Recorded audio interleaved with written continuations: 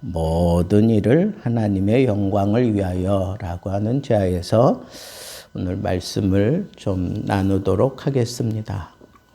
우리가 고난 주간을 보내는 궁극적인 이유도 궁극적인 목적도 하나님을 영화롭게 하는 데 있어요. 내가 그리스도의 고난에 동참하는 것도 하나님을 영화롭게 하는 데 있어요.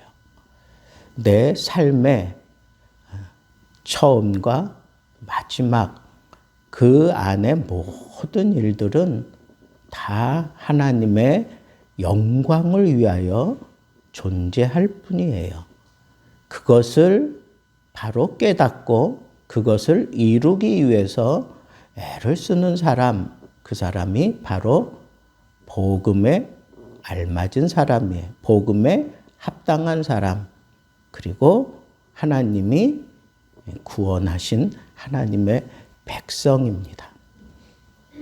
그런데 예수님께서 이렇게 본을 끼쳐서 그 길을 따라오라고 그렇게 보여주신 그것을 그대로 순종하면서 예수님이 보여주신 본을 그대로 보여주며 사는 사람, 그 사람 가운데 첫째가 사도예요. 사도.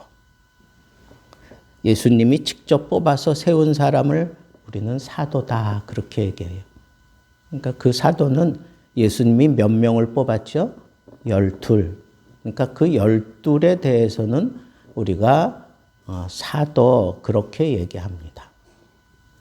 그리고 그 12명에게 또 예수님이 제자들에게 보여주신 그런 모습을 이 사도들이 또 보여줘요.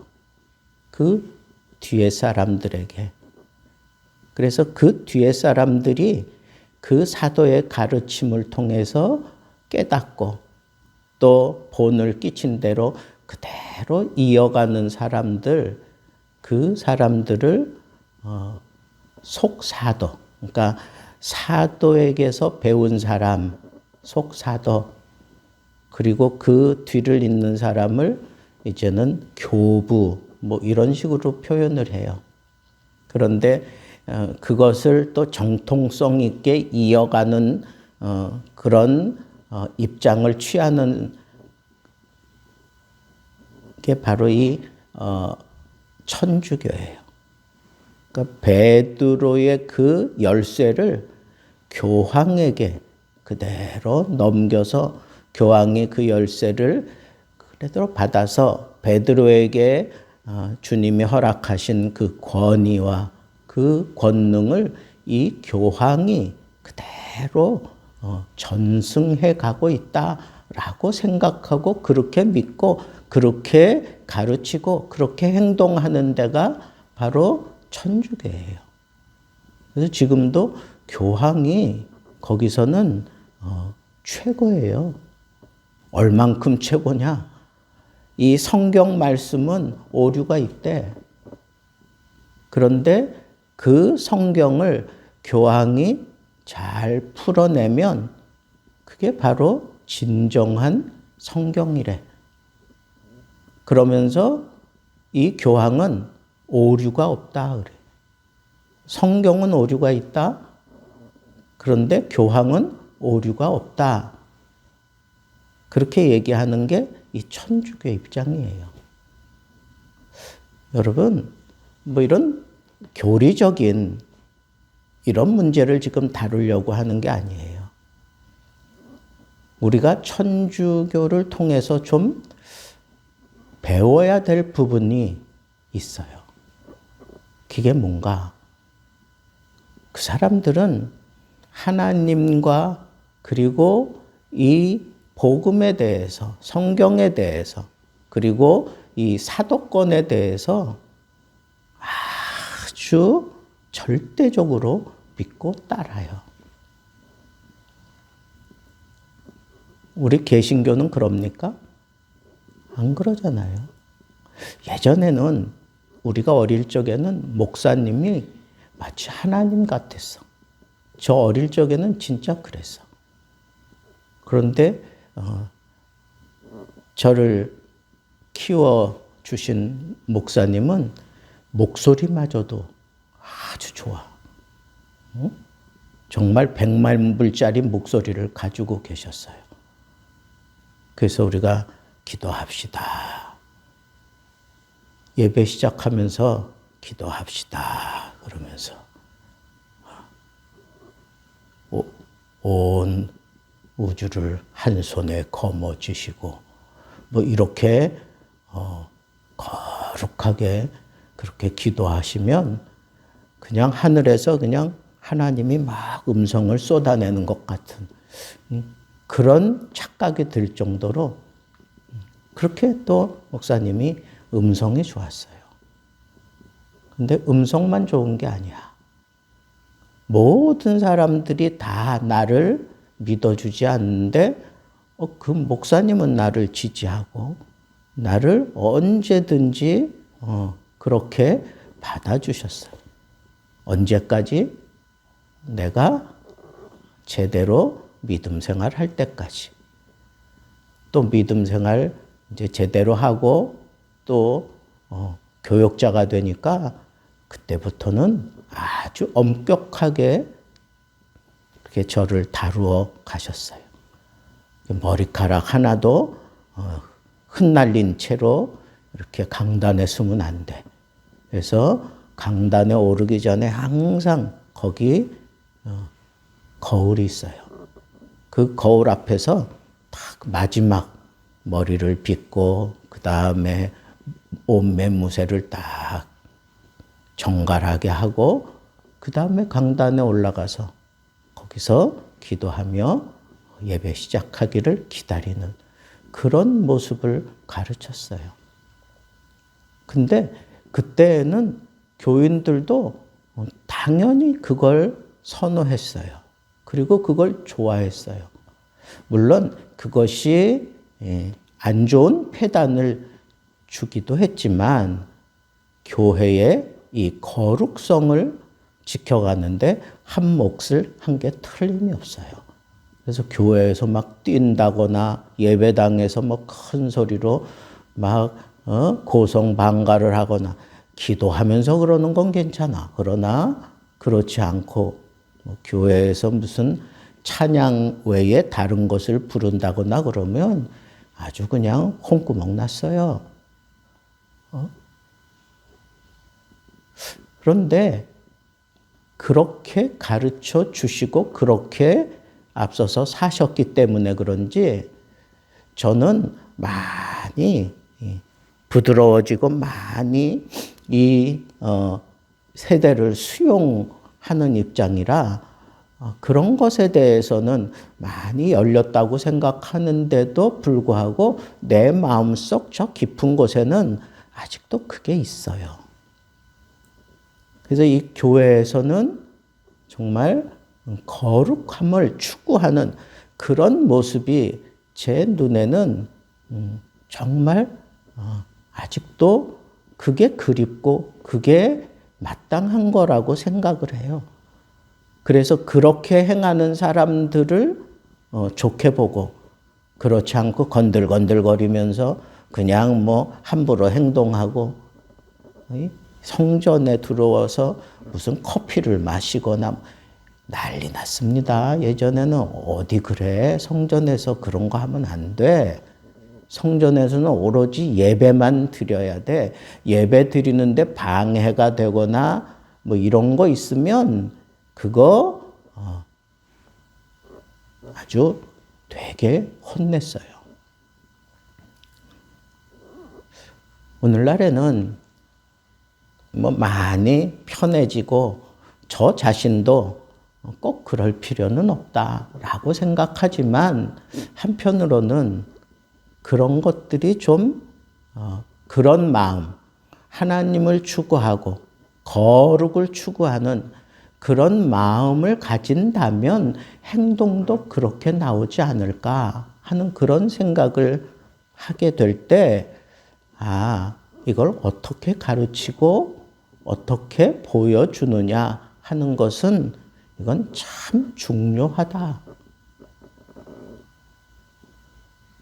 예수님이 이 고난의 모습을 이 성경을 통해서 우리에게 그대로 다 보여주시고 또 제자들이 이 고난 주간을 함께 하잖아요.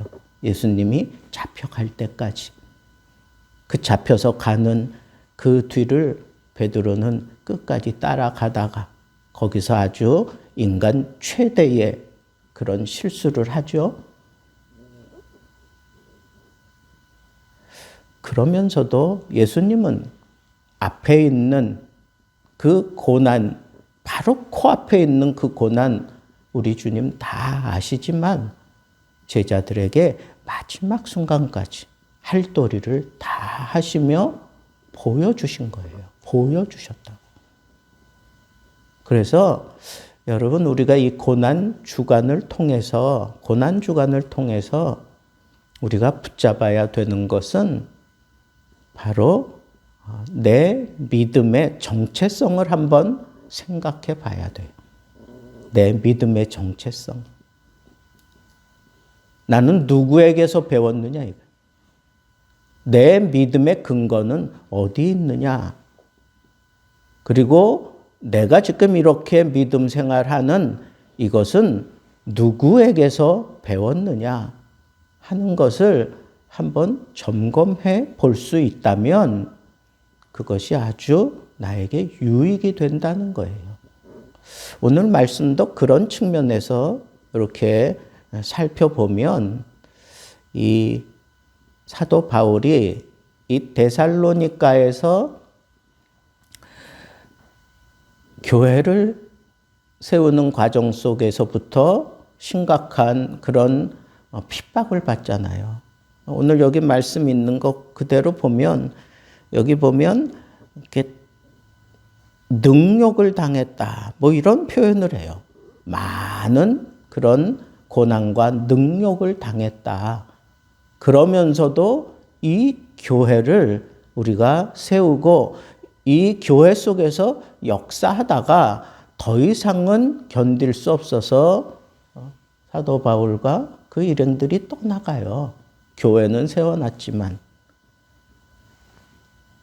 그 유대인들의 핍박, 그리고 거짓 선생들의 그런 잘못된 괴계, 그러나 그 핍박과 그런 능욕 때문에 그 자리에 있을 수가 없어요. 본인들도 힘들지만 그 교회도 힘들어질 걸 뻔히 아니까 하나님께 맡기고 떠나는 거예요. 마치 사도행전 20장에 나타나 있는 것처럼 에베소 교회 장로들을 다 불러 모으고 그 지도자들을 불러 모아서 그 사람들이 말리잖아요. 그렇지만 사도 바울은 떠나요. 그런데 내가 떠난 후에 분명히 일이 때같이 이 거짓 선지자들이 달려들고 또 여러 가지 어려운 일들이 분명히 생길 것이다. 그러나 우리는 떠나야 한다. 사명이 다른 거예요. 선교사는 떠나야 돼. 그러면서 사도 바울이 뭐라 그래요? 주와 및 말씀께 너희들을 부탁한다. 그리고 그걸 확신한다. 그러면서 떠나요.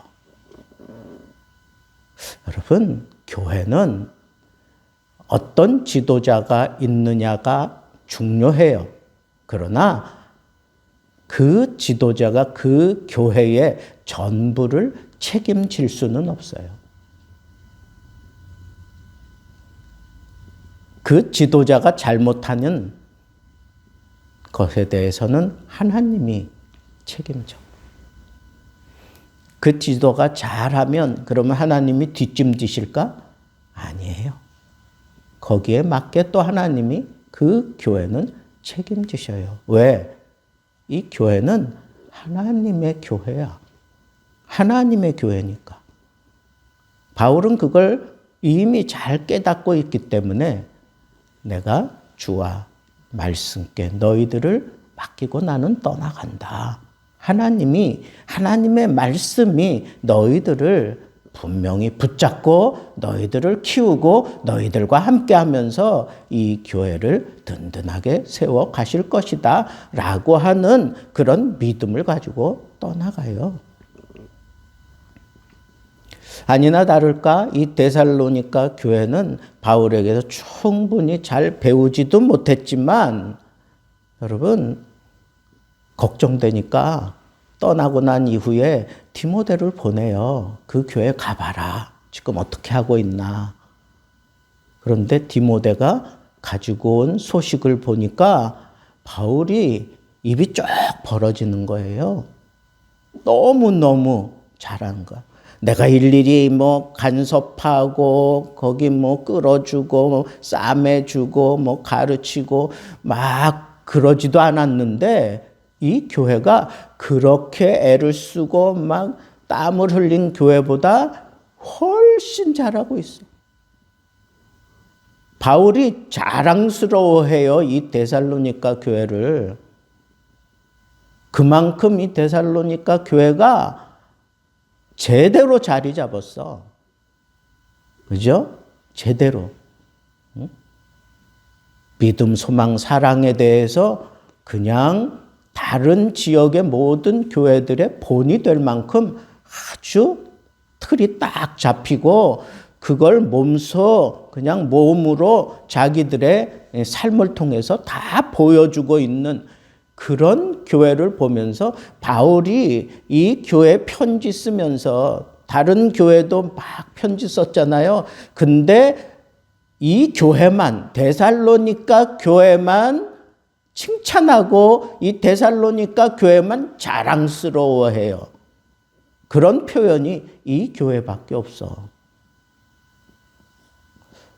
자, 이런 걸 보면서 참 교회는 하나님이 책임지는구나 하는 것을 느끼게 되는 거예요. 그러면서도 바울이 너희들이 지금 잘하고 있지만 그 안에서 계속 건강하게 자라나가기 위해서 너희들은 이것은 놓치지 말아야 돼. 그러면서 세 가지 측면에서 오늘 본문 말씀이 기록되어 있어요. 그 첫째는 뭐냐 하면 우리가 박해 가운데에서도 너희들에게 이 복음을 최선을 다해서 전했다는 거예요. 그랬더니 이렇게 헛되지 않은 우리의 이 수고가 헛되지 않게 됐다라고 하는 것에 대한 확신을 가지고 지금 편지를 하면서 격려하고 있어요. 그러니까 너희가 계속해서 그 고난과 능욕 너희들이 당하겠지만 너희들의 그 몸부림은 절대로 헛되지 않는다. 하나님이 너희들을 책임져 준다라고 하는 그런 깨달음을 주는 바울의 마음을 통해서 우리가 이 고난 당할 수 있어. 우리가 이 어려움을 겪을 수 있어. 그러나 그것이 헛되지 않도록 하나님이 우리를 붙잡고 책임져 주신다. 이거 붙잡고 너희들 믿음 생활 끝까지 잘 간직하고 잘 커나가라 이거예요. 여러분 마찬가지예요. 여러분들의 삶 속에서 잘 안 될 수 있어. 계획한 대로 안 될 수도 있고 어려움을 겪을 수 있어. 생각지도 못했던 그런 어려움. 이건 뒤통수 확 얻어맞은 것 같은 그런 말도 안 되는 그런 어려움 당할 수 있어. 그러나 그것이 하나님의 일이라면 하나님을 위해서 내가 이런 심각한 어려움 속에 처해져서 우리로 하여금 막 흔들리게 하고 갈등하게 하고 우리를 괴롭게 만들지라도 붙잡으라는 거예요. 뭘 붙잡으라는 거야? 하나님이 책임져 주신다. 너희들의 그 싸움이 헛되지 않게 된다. 헛되지 않을 것이다. 이겨내라는 거예요. 고난을 잘 견디고 이겨내라는 거야. 그래서 우리 하나님을 힘입어 많은 싸움 중에 하나님의 복음을 너희에게 전하였다 그랬어. 우리가 이렇게 비록 다 전하지 못하고 떠났지만 많은 싸움 중에 이 고난과 능력 속에서도 우리는 너희에게 이 복음을 전하고 떠났다는 거예요. 그런데 거기에 이 단어가 있어. 하나님을 힘입어. 하나님을 힘입어. 여러분 싸울 때 누구를 힘입고 싸워야 되느냐? 하나님을 힘입고 싸우라는 거예요. 그 알량한 자기 머리 가지고 싸우지 마세요. 그 알량한 자기의 경험을 가지고 싸우지 마세요. 그 알량한 상식, 지식 이런 걸 앞세 가며 싸우지 마세요. 하나님을 힘입어 싸워야 돼. 세상과의 싸움은 하나님을 힘입으면 승리하는 거고 다른 어떤 것들을 다 동원해서 이길 것 같지만 결국은 망해요. 결국은 무너지고 실패해요. 하나님 없는 싸움은. 하나님을 힘입어 싸우세요. 그러면 하나님이 승리하게 하시고 우리의 이 싸움이 헛되지 않도록 하나님이 책임져 주신다. 두 번째, 우리가 너희에게 이렇게 심각한 싸움을 하면서 하나님을 힘입어 어떻게 해서든지 너희에게 이런 복음을 전했는데 그래서 너희들이 이렇게 우리가 헛되지 않은 결실이 너희들 자신인데 너희들도 이제 나를 본받아 그렇게 자라나야 되는데 두 번째 우리의 권면. 그래. 이 권면이 뭐예요? 우리가 너희에게 가르친 거 가르치면은 글로도 가르치지만 말로도 가르치고 우리의 삶으로도 가르치는 거예요. 우리의 이 행동으로도 가르치는 거예요. 이 권면을 너희들에게 할 때 간사함이나 부정함이나 그리고 속임수로 한 것이 아니다. 여러분, 우리가 이 헛된 싸움, 헛된 그런 결실을 얻지 않으려면 우리들 자신을 늘 돌아보면서 지켜야 될 게 있어요. 그게 뭐냐? 여기 보니까 속임수에 내가 기웃거리면 안 돼. 사람을 속여서도 안 되고 내가 속임을 당해서도 안 됩니다. 그리고 간사함, 부정함, 이건 하나님의 뜻을 이룰 수 없어요. 간사함은 뭐냐? 두 마음을 품은 거야. 하나님을 믿는 건 한 마음이지. 하나님을 믿는 마음도 가지고 적당히 세상도 즐기려고 하는 건 이건 간사한 거예요. 하나님만 바라보세요. 하나님만 추구하세요. 그게 복음을 전하는 모습이고 그게 내가 복음 안에서 살아가는 진정한 삶의 모습이다. 왜 그렇게 해야 되느냐? 오직 하나님을 기쁘시게 하기 위해서다. 오직 하나님을 기쁘시게 하는 것. 하나님은 우리의 마음까지 다 감찰하시는 분이니까 우리가 이 간사함이나 부정함이나 속임수 이런 것들을 내가 하면서 하나님을 기쁘게 할 수 있어요? 없다고. 생각하면 돼. 내가 이렇게 행동하는 거 하나님이 기뻐하실까? 내가 욕하는 거 하나님이 기뻐하실까? 아무리 나에게 잘못했어도 그 사람 욕하는 거 하나님이 기뻐하실까? 생각하시고 내가 결정하면 틀림없어요. 나를 향하여 막 그냥 해대고 욕하고 막 나를 막 어떻게 하는 그 사람을 향하여 하나님이 기뻐하는 게 뭘까요? 같이 대응하고 욕하는 걸까? 아니면 예수님처럼 저들은 하나님의 뜻을 몰라서 저렇게 헛된 짓을 합니다. 용서해 주옵소서. 그렇게 기도하는 것이, 그런 마음을 갖는 것이 하나님을 기쁘게 하는 거예요. 그게 하나님을 믿는 거예요. 그런 자세로 우리가 모든 삶을 정리해 나가라는 거예요.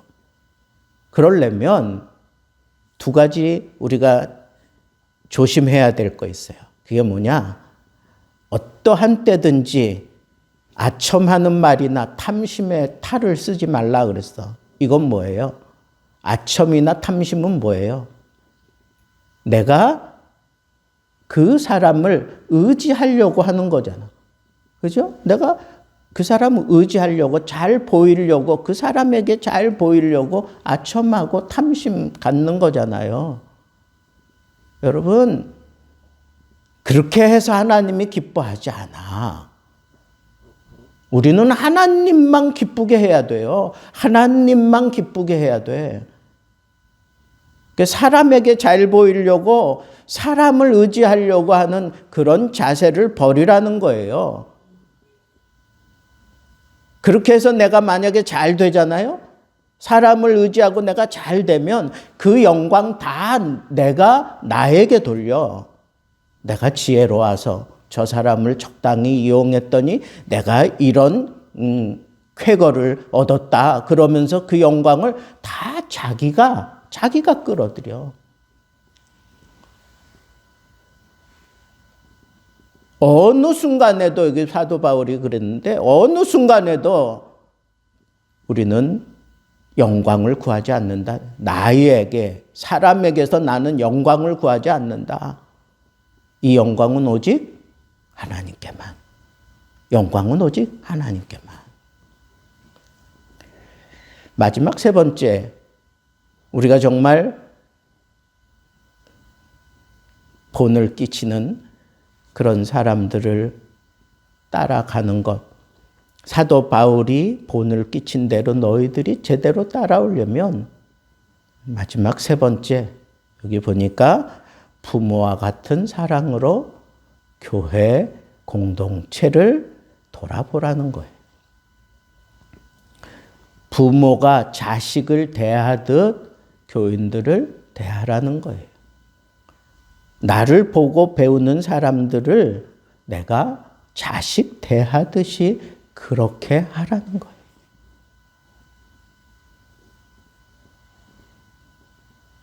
이게 참 어려워요. 어렵습니다. 교회 생활하면서 참 힘든 게 뭐냐 하면 이 사람들을 대할 때 내가 아비의 마음을 가지고 자식을 대하듯 그런 모습으로 우리가 이 공동체의 삶을 살아가야 되는데 그게 쉽지 않아. 그게 참 어려운 것 같아요. 저는 큰 교회에서 신방 파트를 맡아서 이렇게 돌아다녀 가 보면 이렇게 대신방 예배 마치면 그 집 주인이 목사님 잠깐 따로 보재. 그래서 여기 신방대원들 앉혀놓고 옆방으로 이제 단둘이 들어가서 목사님 예배하면서 자기가 너무 괴롭다는 거예요. 예배 드리는 동안에 왜 그렇습니까? 그랬더니 마음에 이 걸리는 사람, 미운 사람이 함께 지금 예배 드리고 있다는 거야. 그래서 막 이게 막 속에서 분노가 막 올라오는데 이렇게 해서 내가 하나님 앞에 예배 드린 거 하나님이 이 예배 받으실까요? 뭐 그러면서 아마 그러면 눈물을 뚝뚝 흘리면서 얘기하시는 거예요. 누굽니까? 내가 그렇게 물어볼 수 없잖아요. 그 상황에서.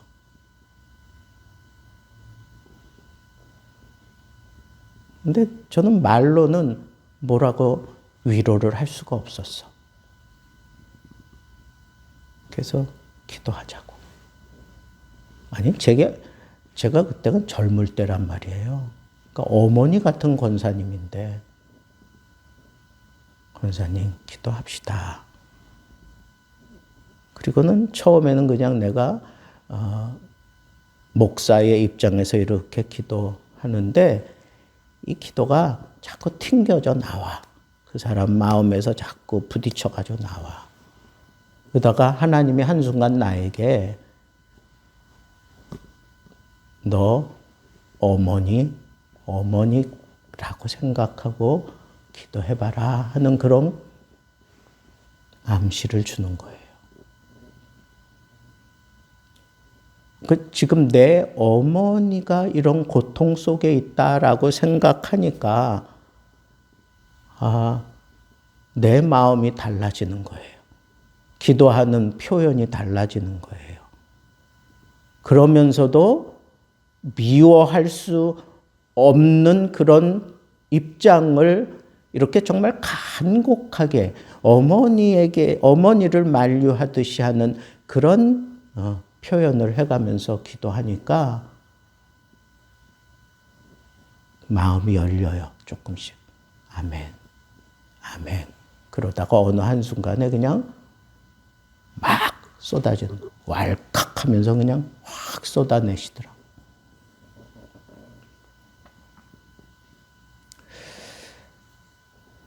여러분, 저는 이 표현을 그렇게 이해를 해요. 내가 부모가 자식을 대하듯이 아니면 자식이 부모를 대하듯이 그러면 안 풀릴 거 없어요. 교회 생활하면서 안 풀릴 거 없다고. 교회 생활하면서 심각한 문제는 뭐예요? 돈 꿔주고 돈 못 받았느니 아니면 어쨌느니 저쨌느니 이런 것들이 막 있고 그런데 그렇게 해가지고 한번 이렇게 뒤틀려진 마음은 이건 좀처럼 이게 풀리질 않아. 근데 그것도 우리가 풀어내야 되는 거예요. 근데 이걸 어떻게 풀어내느냐? 부모가 자식을 대하듯이 하는데 지금 이 관계를 유지해 나가는 그 근거는 뭐냐? 복음이라는 거예요, 복음. 그런데 사도 바울은 이 데살로니가 교회의 성도들과의 관계를 어디까지 했느냐? 우리의 목숨까지도 너희에게 주기를 기뻐함은, 그래서 우리의 목숨까지도 너희에게 주기를 기뻐함은 너희가 우리의 사랑하는 자 됨이라 그랬어. 여러분, 이 교회에서 끝까지 붙잡고 씨름해야 되는 건 바로 사랑이에요, 사랑. 하나님도 결국은 이 사랑에 무너지시는 분이라고요.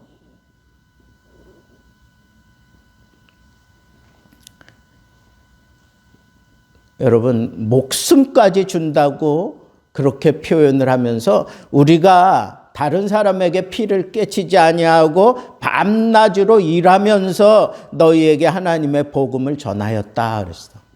이건 정말 본을 보여준 거예요. 텐트 메이커로서 밤낮 일하면서 그러면서 너희들에게 이 복음 쏟는 일을 내가 최선을 다해서 했다. 그런 표현을 지금 하고 있어요. 여러분, 바로 이런 자세로 우리가 하나님의 공동체를, 이 교회 공동체를 여러분들이 생각하고 그 안에서 자라날 수 있다고 한다면 이보다 더 확실하고 든든하고 칭찬 듣는 그런 하나님의 백성들은 없을 거예요. 그런데 이렇게 하는 이런 모든 일, 그죠? 이런 아비가 자식을 대하는 것처럼 스스로 서로를 돌아봐주고 그리고 하나님의 그 영광을 드러내기 위해서 권면하는 일, 그리고 고난을 당할지라도 결국은 헛되지 않는다라고 하는 이 믿음을 붙잡는 궁극적인 이유가 뭐냐? 이것을 이루어내는 가장 확실한 방법이 뭐냐? 모든 영광 하나님께. 모든 일을 다 하나님의 영광을 위하여 하는 거예요. 모든 영광 하나님께 하는 거예요. 그것을 지금 바울이 했노라고 지금 얘기하는 거예요. 여러분 인생의 모든 일을 하나님의 영광을 위하여 한다고 그렇게 생각한다면 고난, 능력 견딜 수 있어요. 하나님의 영광을 위하여 한다고 한다면 복음을 위해서 내가 모든 것을 다 포기할 수도 있어요. 하나님의 영광을 위해서 한다고 한다면 정말 내가 부모와 같은 마음으로 자식을 대하는 그런 자세로 내가 목숨까지 바쳐가면서 이 교회 공동체를 세우고 하나님 나라를 세워가는 일에 얼마든지 헌신할 수 있습니다. 한 주간 고난 중간으로 보내고 있는 이 순간에도 잊지 마세요. 모든 일을 하나님의 영광을 위하여. 모든 영광 하나님께. 이것이 여러분 인생의 좌우명이 되기를 우리 주님의 이름으로 축복합니다.